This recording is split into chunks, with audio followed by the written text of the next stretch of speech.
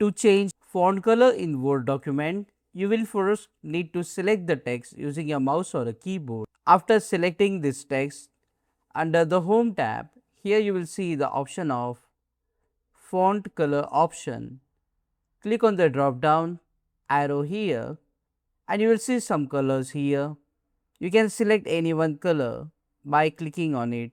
As an example, I will select this plum color, and if you want to change the color, you can go back and just click on the another color to change the font color. If you are not happy with the colors available here, you can go to the more color option, and here you will see different color shades.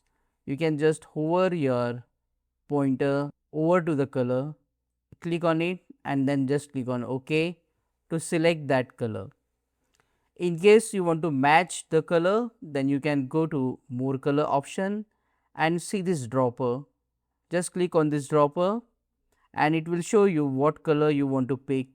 So for example, let's say I want to pick this blue color.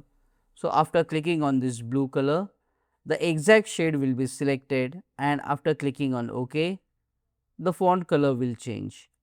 You can also right click on the text, go to the font option and can change the font color from here as well. These are the same options that we saw previously, just that you can see the preview before you apply the font color. If you want multicolor text, just go to the gradient option and here you will see the option of gradient. As you can see, there are different shades. You can just select one of the template to apply the multicolors like this, or you can also go to the more gradient options here and you can select the option gradient field. Here you can see the patterns.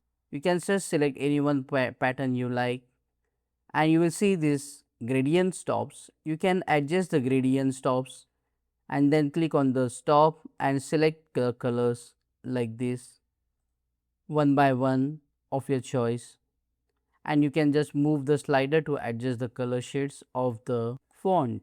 In this way you can easily change font color in Word document. Click on that like button, comment below and let me know if this video solved your problem.